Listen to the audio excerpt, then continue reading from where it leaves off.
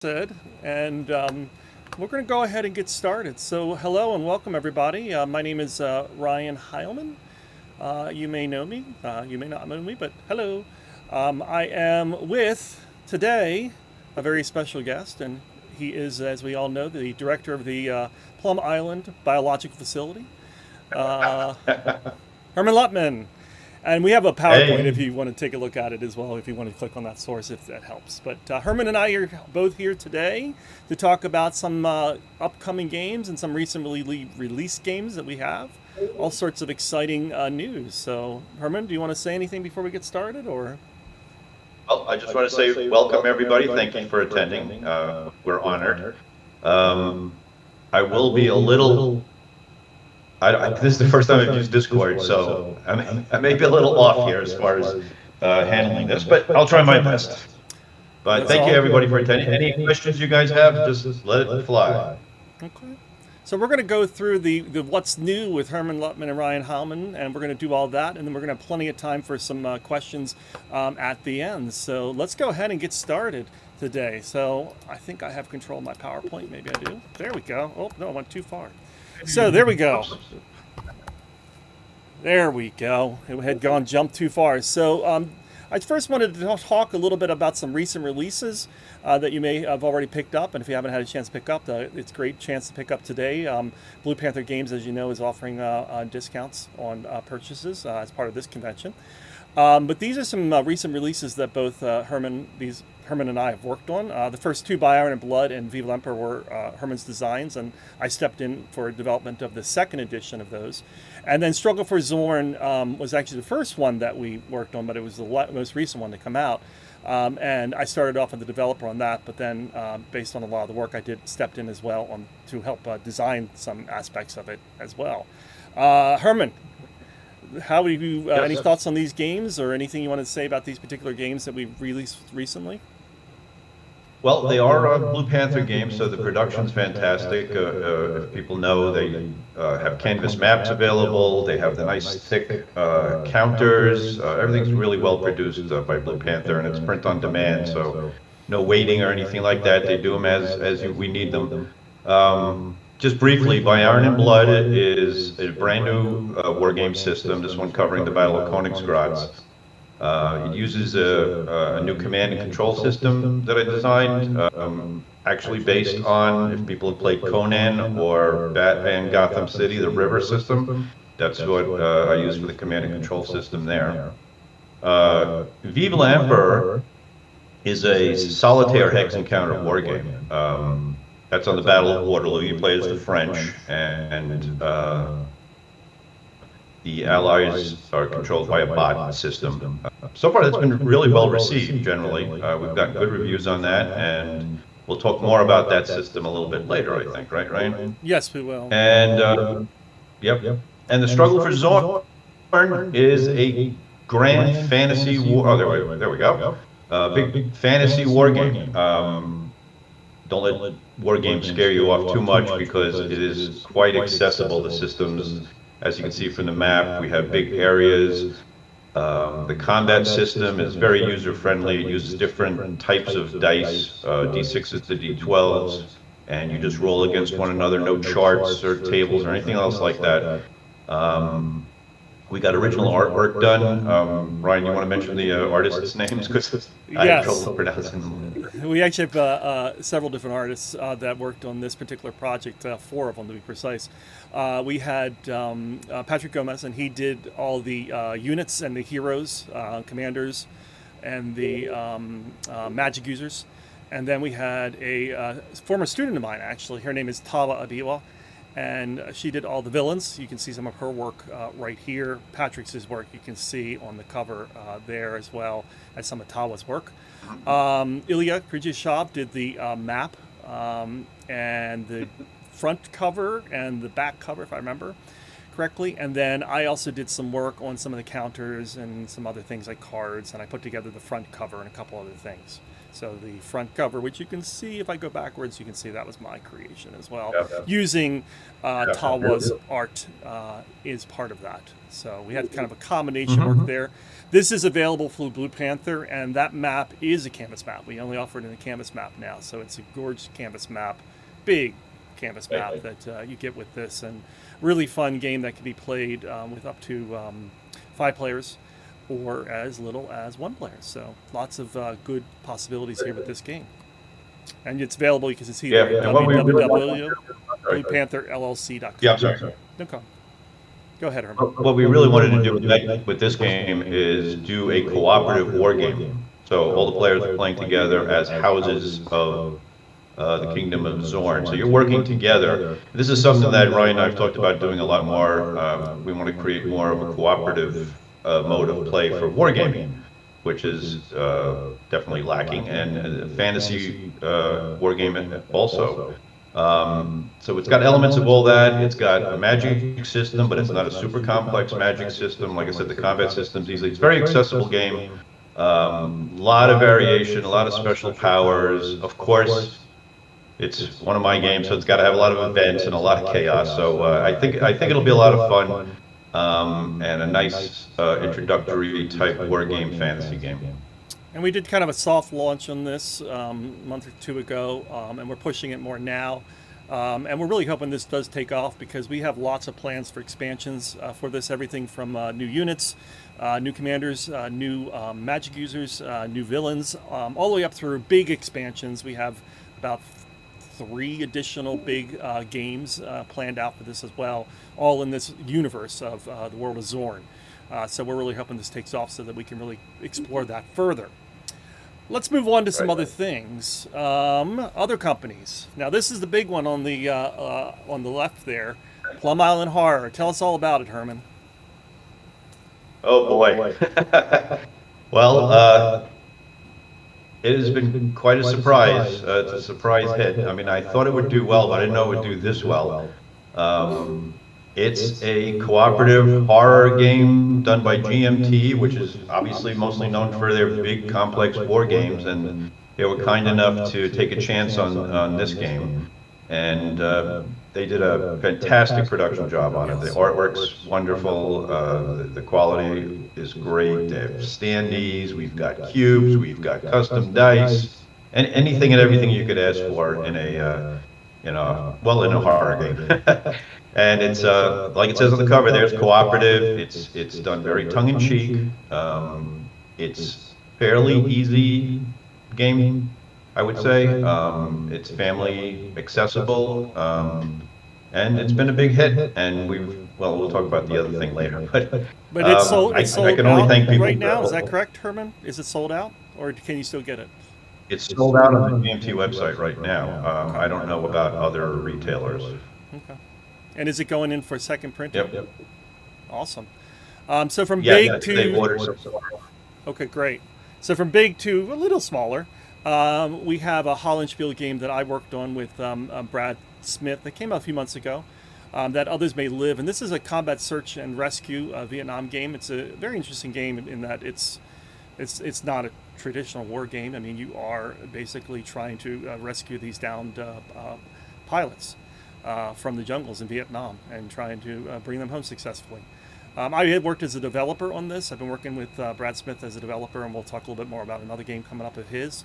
But that's available right now from Hollenspiel, so definitely go and try to pick that one up as well. So again, congrats on that, Herman. That was a great game. I had a chance to look at Plum Island, and the production's fantastic. So really excited. Really excited to play it myself at some point. I think your son would like it too.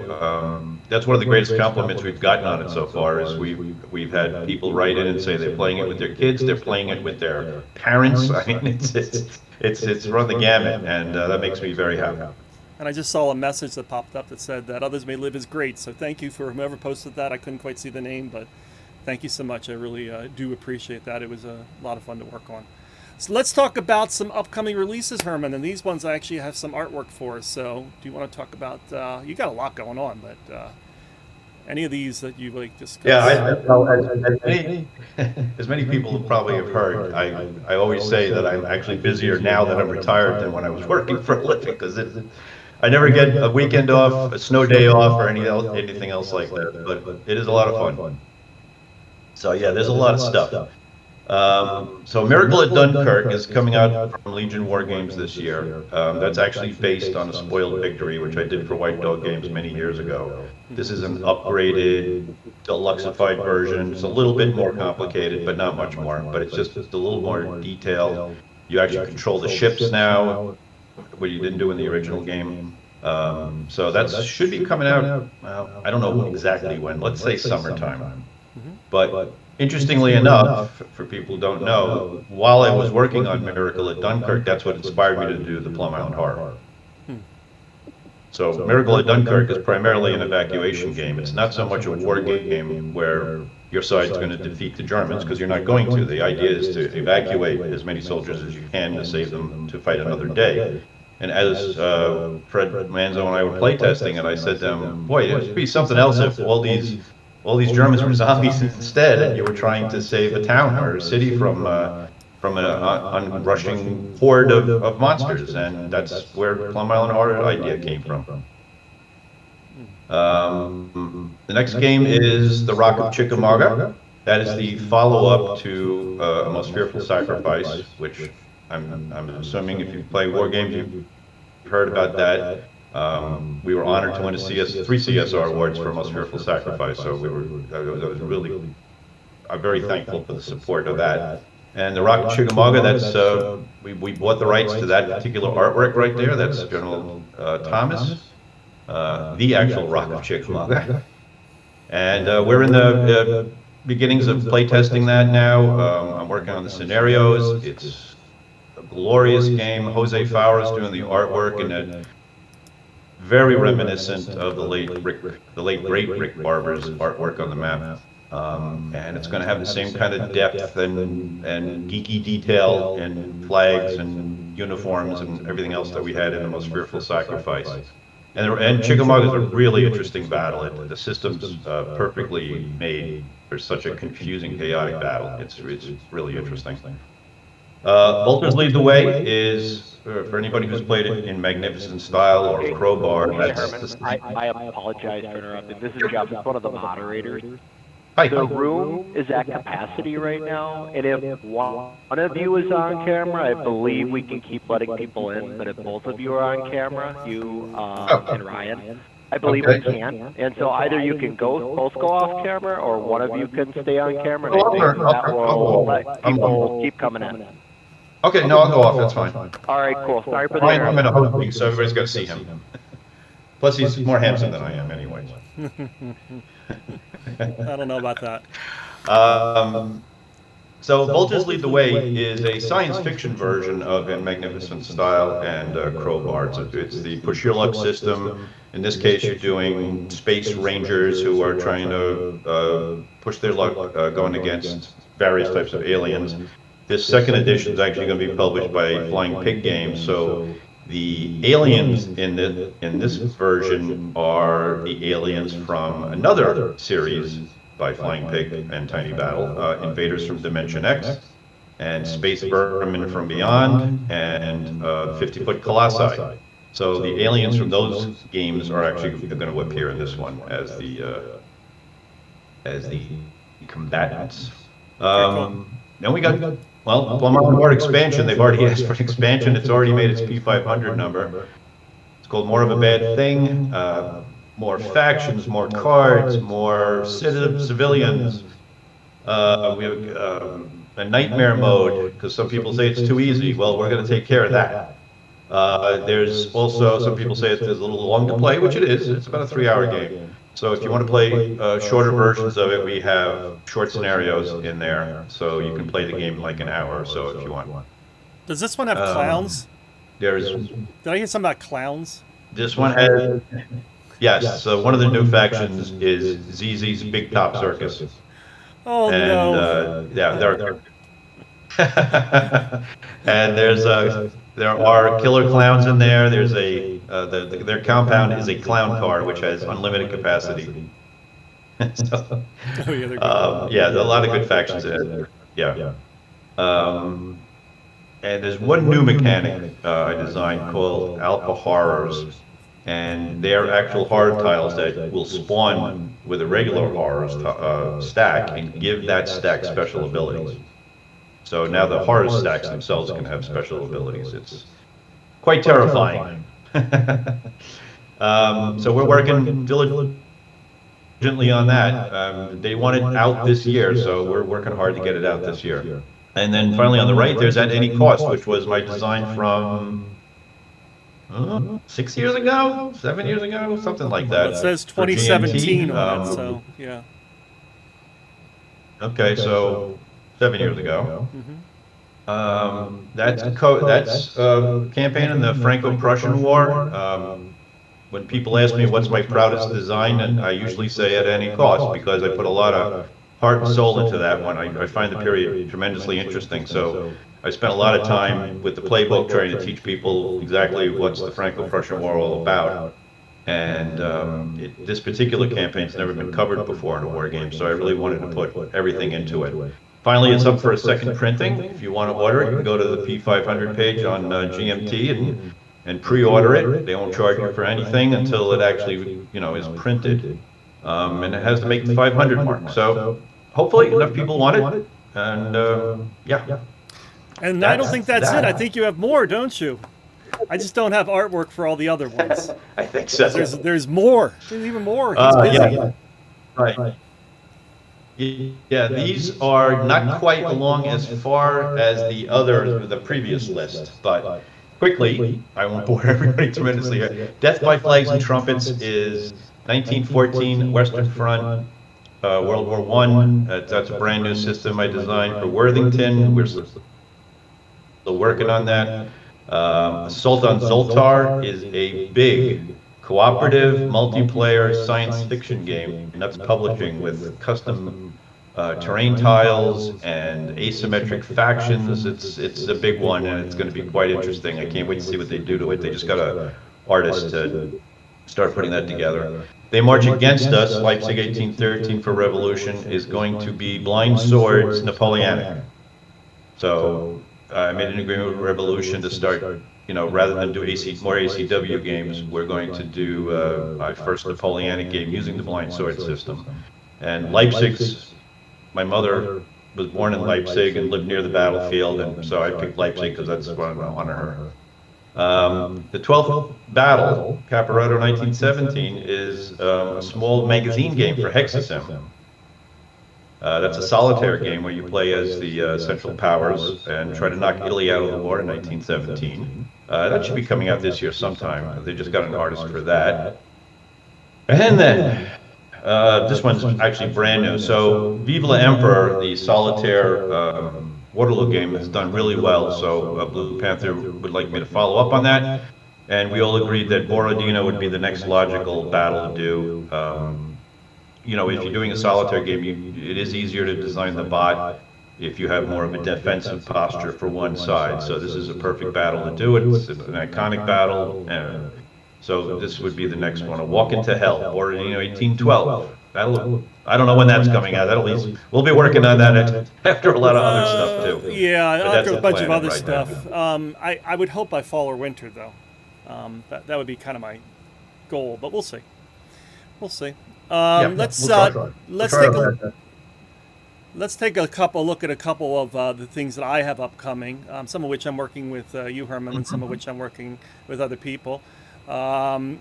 One of the games that's coming out very soon, and as I said, I had worked with Brad Smith a couple times, as you saw previously on That Others May Live, but the new one is Comet. We just finished it up and we sent it off to Hollenspiel, and they're pretty much done all the artwork for it. They're now working on the player aid and the manual for it. So I don't want to say an exact date. I want to say it's like April, May-ish, that area, but I don't have an exact date on it. It just depends on when it all gets done. But this is a really interesting Yuri kind of game on the Comet line during World War II. And again, you have a rescue line that you're trying to run, in which you're trying to take downed pilots during World War II, and you're trying to get them out of the occupied territories, out of Belgium and France, and get them down and back over into back to Britain. Very interesting game, as I said. Not wargaming at all. It's cards, it's counters. You're moving things, you're placing things, you're taking things from one cup, placing in another cup. You have infiltrators that are coming in. You have people that are betraying you. You have people that are helping you, all trying to get these people out. A lot of fun, quick to play, enjoyable game. The other one that I'm working on is called "Bring Out Your Men, Gentlemen: The Battle of Bronner's Farm," and this is actually a sequel to a couple games, one of which that Herman worked on, and it's your series, right, Herman? Yes, it's the Shattered Union series for Mini Battle.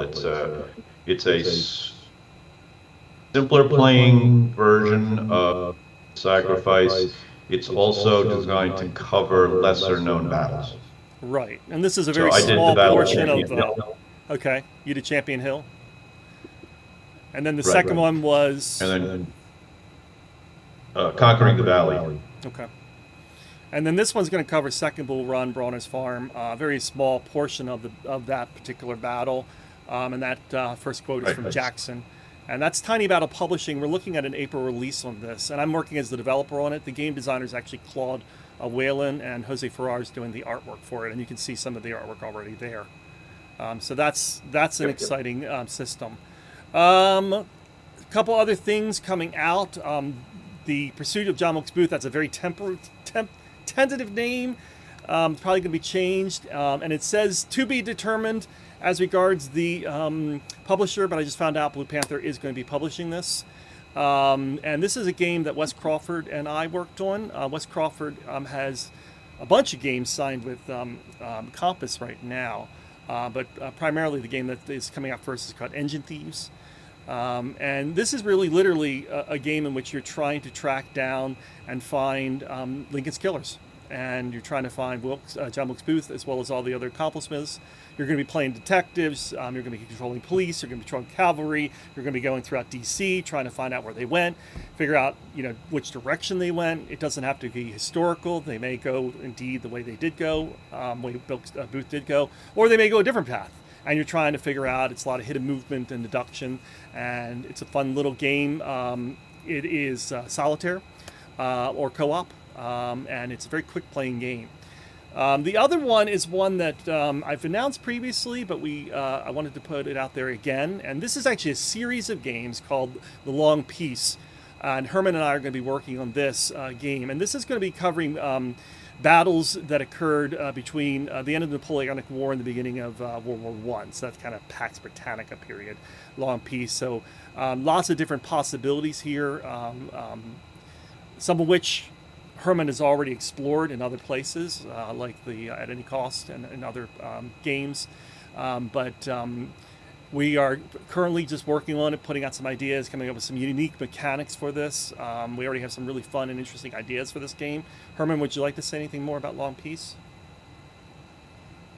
It'll cover that period that I find tremendously interesting, and I think Ryan does too. And I think we're going to try to do maybe 2 or 3 battles in a package or something like that, and from a particular war. So let's say if we did the Crimean War, we might get Alma and Inkerman in there or something like that. The real goal is to not only introduce that period to people, but to come up with a system that's totally unique. Something that has never been done before in war gaming. We've got some ideas written down. Which we haven't really focused yet on what we're going to do, but we do have a nice spread of ideas that we can play with, and it's going to be something different and very accessible. I mean, we're definitely both on board with trying to get more and more people to play these war games, and we're going to strive to make them as attractive and accessible as possible. So yeah, that's the goal, is to present unusual battles from fairly unknown periods and make them playable and accessible. And I think there was a little bit of an inspiration as well from what Steve Kling is doing with the Historical Gaming Company, where he's putting out these interesting battles, and they're very accessible. You get a box, you get the battle, you get everything you need, quick playing time, and people really love those. And let's we're picking a particular time period, a particular area, and we're really going to come up with something unique and interesting. So I'm really looking forward to getting working on that, and that's going to be coming. We'll see. Maybe later this year we'll get into that. I think we're up to the big announcements, aren't we, Herman? I thought it was a lot. I think we're done, but there's actually more. Okay, so I got the exciting news. We got a couple big, exciting news announcements. Oh, you just lost me. My camera fell. I'm using my phone. There you are. We got you. I got you. I'm back.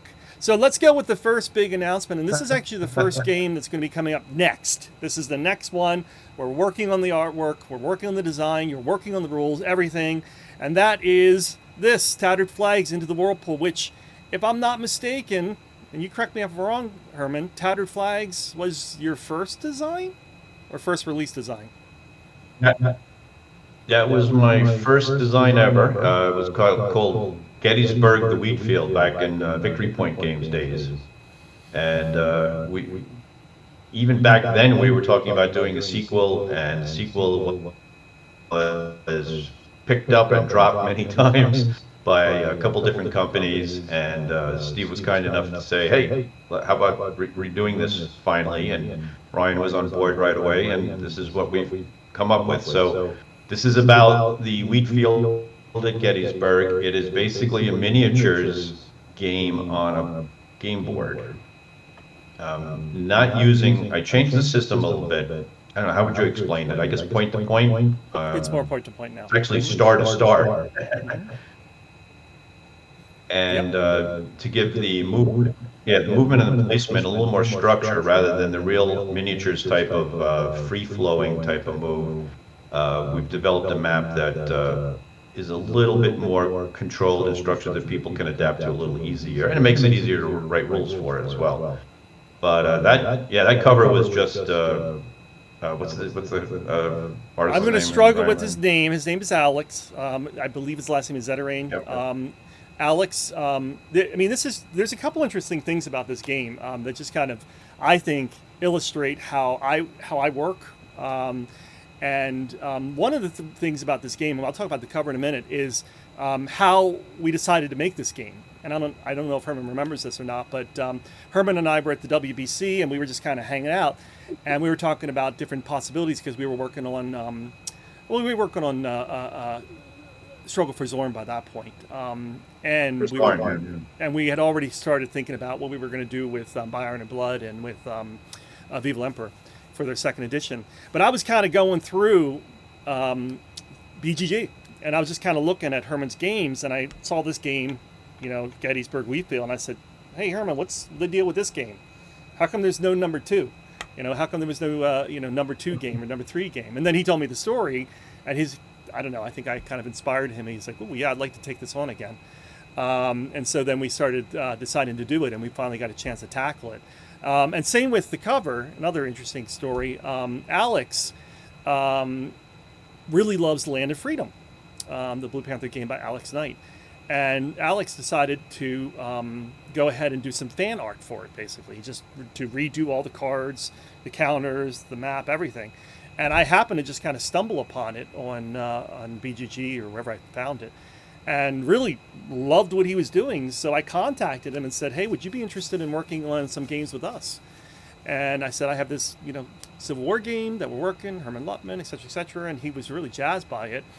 And so it's a brand new guy, brand new artist. He is a landscape architect by trade, and but he is a graphic artist and a graphic designer as well. And he is doing the map for us. The original map was a Rick Barber map, so he's doing a map for us.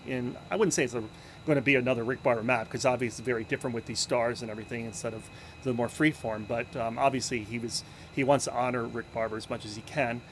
He's done the cover, and I have a close-up of the cover here, you can see, which is just absolutely beautiful and gorgeous. We are in love with this cover, and he's working on the counters right now and everything else.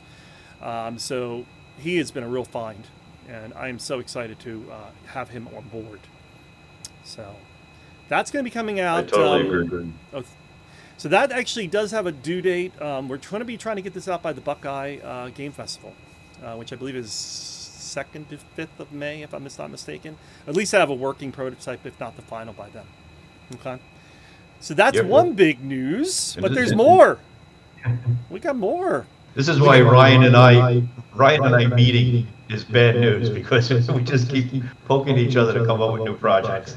Well, I think this one is a pretty exciting one. We drive Steve crazy with this. Oh, yes. This is a big, new, not so new game. And I don't have I agree final with artwork. Herman's last statement, by the way. Oh, there's Steve kicking in.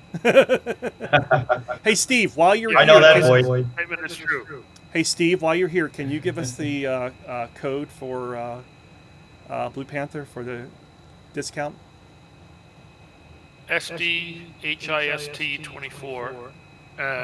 Use that at checkout, and that'll get you 15% off on any item from the Blue Panther website, which includes about 6 or 7 different publishers, as well as ourselves. There you go. For Awesome. example, you could use that 15% off on Zorn. That'd be a deal. I'm getting a little error message. Can you guys still see my screen and everything? So let's go to that exciting news. And again, this is not final art. This is just some real preliminary teaser art that I put together very quickly. But look at this. Hermann Luttmann's We Have a Zeds game.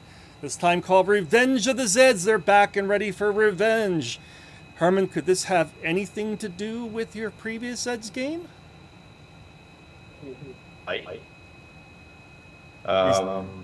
So we've decided, well, this is something that's been bugging me for a while, and thankfully Ryan and Steve talked me into this. But I needed to. My personal opinion is that the third edition of Zeds has gotten a little bit too bloated and complex for most people, and I found that out when my girlfriend's daughter called me and said, "We have your game, Herman, we can't play it. It's too complicated." And that really hit home, because I wanted, one of the great things about Dawn of the Zeds is that it's always been playable, right? It's been playable fairly quickly by almost anybody. So what I wanted to do is redesign the second edition, bring the game back to the second edition's complexity level, fix some things that have been bugging me for a while, like the combat system, and instead of using that table, use custom dice or something else. But so what I've decided to do, and the guys agree with me on this, is that we're going to take the story of Dawn of the Zeds and bring it forward a whole generation. And these survivors are now the offspring of the original Dawn of the Zeds survivors from Farmingdale. They're going to be in a new location in the mountains called Oak Ridge. And the Zeds are back. And this time, they're a little bit more post-apocalyptic and a little smarter. So the story will change, but the mechanics will be the same like second edition. It'll have very similar cards, very similar dynamics, and the complexity and accessibility will go back to the second edition version. So it is new but old. Let's put it that way. Okay. I'm excited to get working on this one. So let's get it going. And guess what? That's not it. We have another one. We have another exciting announcement. And this is just, what, less than a week old? Is that right? That we heard? So just about, and this is pretty big. Yeah, it's about a week old. Yeah, so not to overshadow the Revenge of the Zeds, which is coming out. And Revenge of the Zeds, we're going to shoot for about summer on that.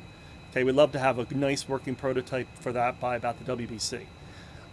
So the success of Plum Island caused some people to contact Herman, and we got contacted by a company. Oh, there we go, Revenge of the Zeds, I'm sorry, coming summer.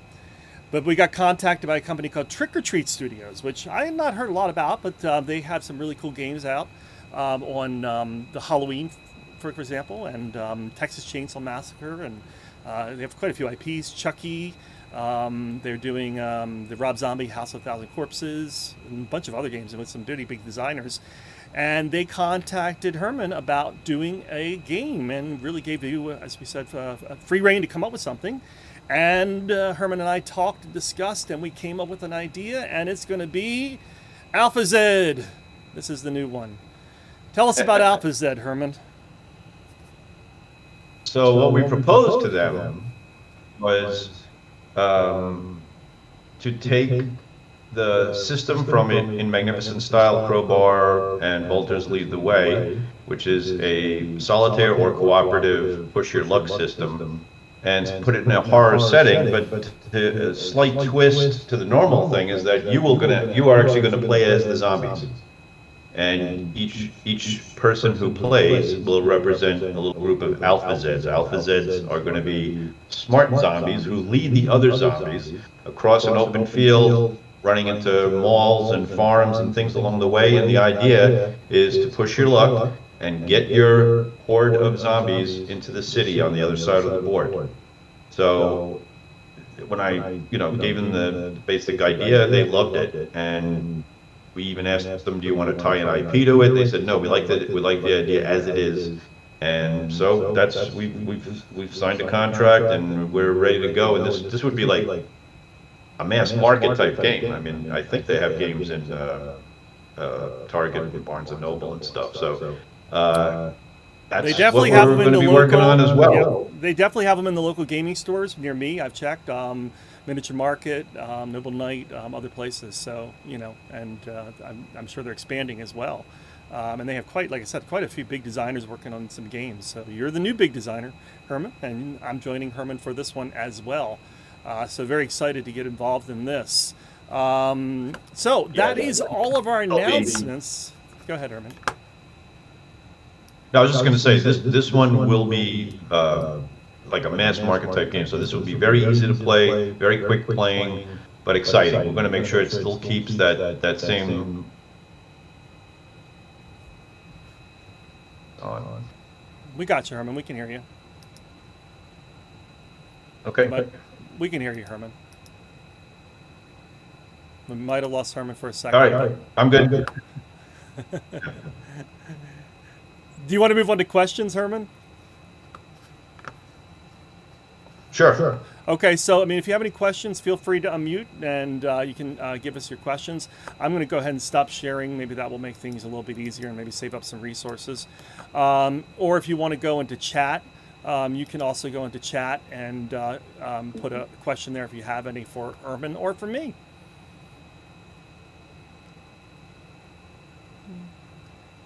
I have a question for Herman. Go ahead, please. Herman, I've been following your blind sword system, and I guess it's kind of been handed off to other designers. I don't know what your role is in that anymore.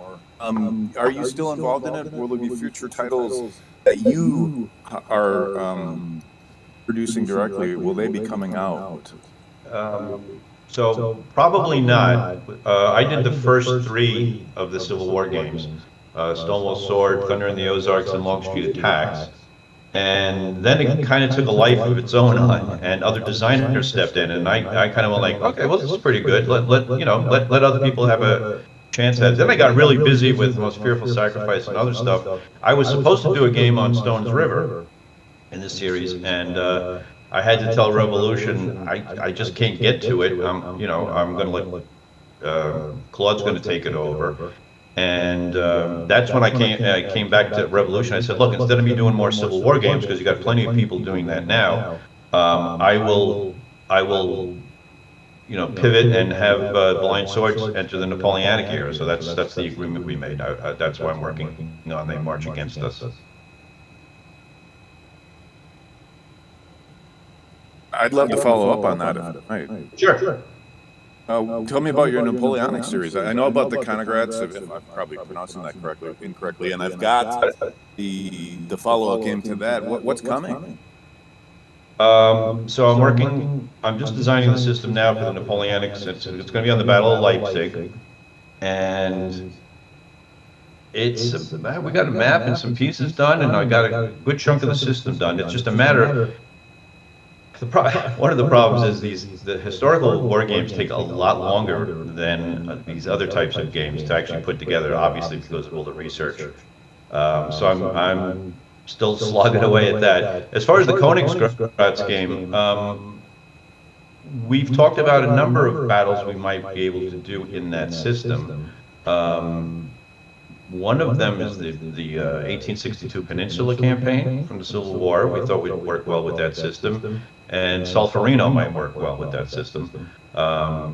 So that's the plan for that. We're trying to get them all in the schedule if we can. But thank you for asking. I appreciate it. Any other questions? Just feel free, as you said, to just kick in.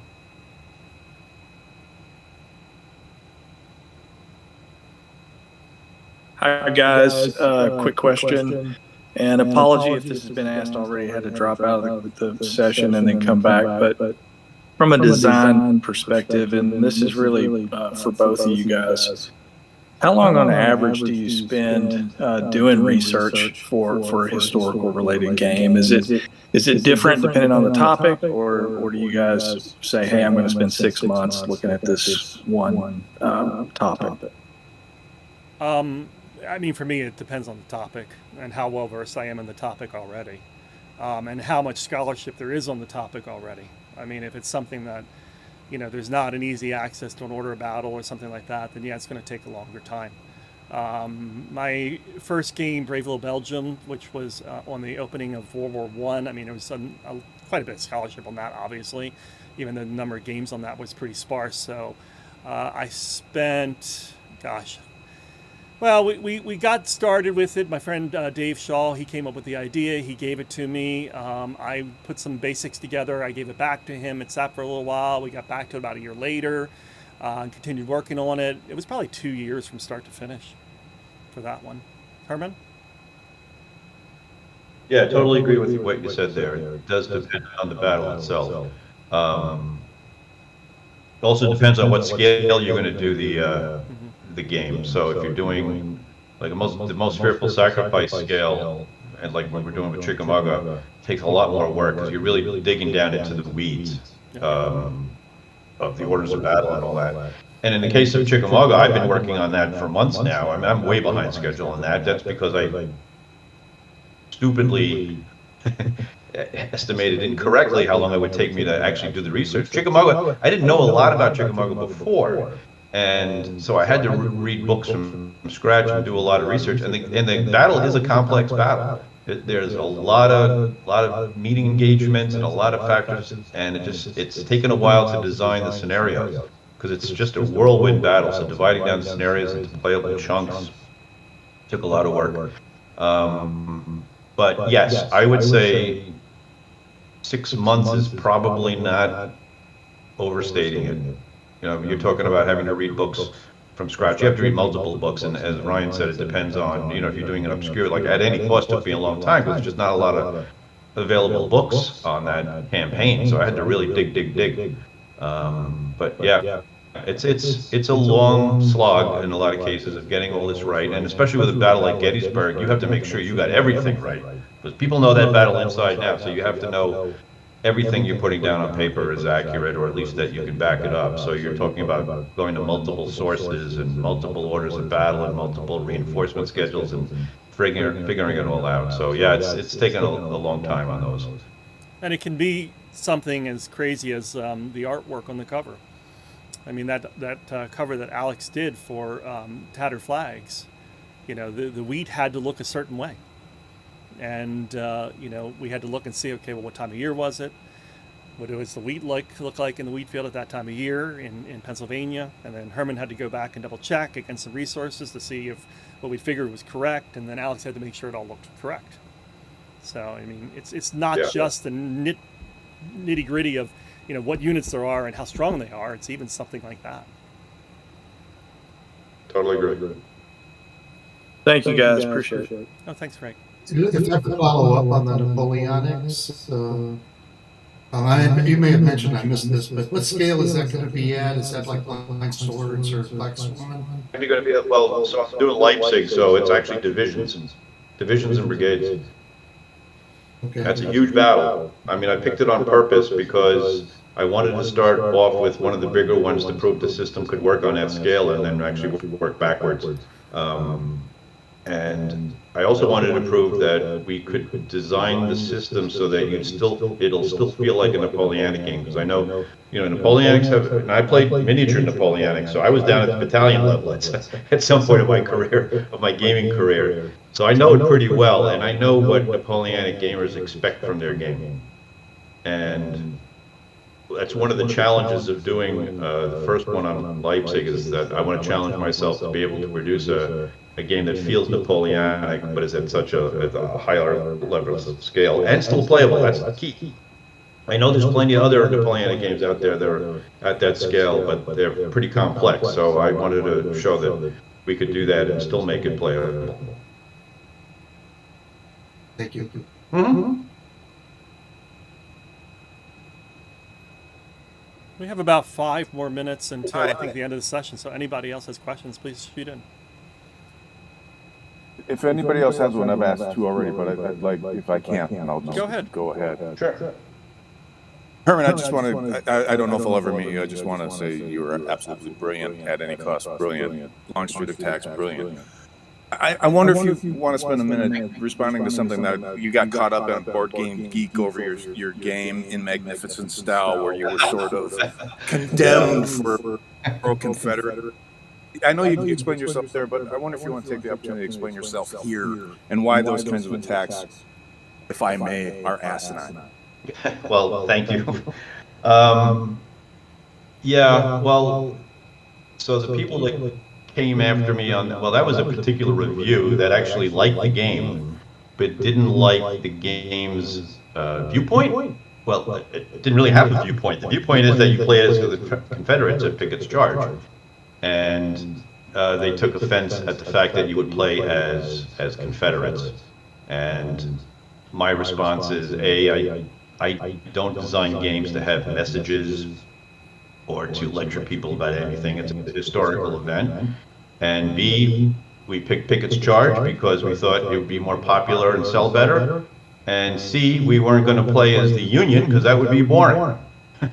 The whole idea of the system was, it was originally designed as a World War I trench system, but we just didn't think that would sell very well. And the player would have to take the role as the attacker. That's the only way to do it. So that's why we picked the Confederates. I mean, it's as simple as that. There's certainly no messaging there. And as I've told people who've criticized the game, it says right on the cover and on the back of the box what the game's about and who you're playing. And if that offends you, then just don't play the game. Don't buy it. Herman, do you mind if I add a couple things in there? Do you mind? Sure.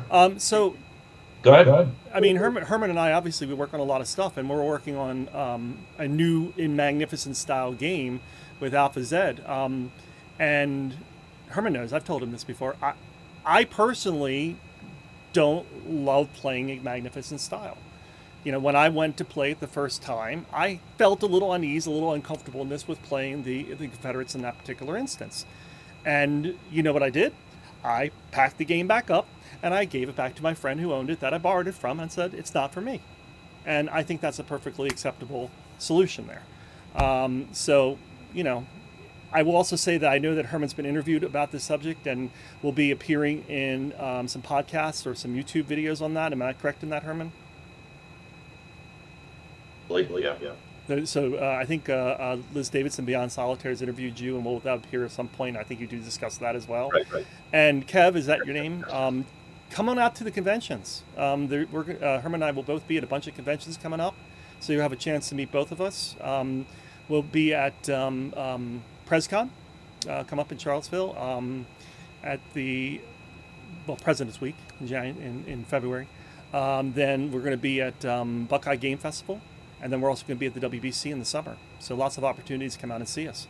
And we'll have games that we're going to be demoing, like Tattered Flags and Revenge of the Zeds. And very much for the nice remarks. I'd love to meet you someday too. Yeah, come on out. Love to meet you. We have another minute or so. If anybody has any other questions. Okay, well then, Herman, thank you for joining us today, and everyone, thank you for joining us today.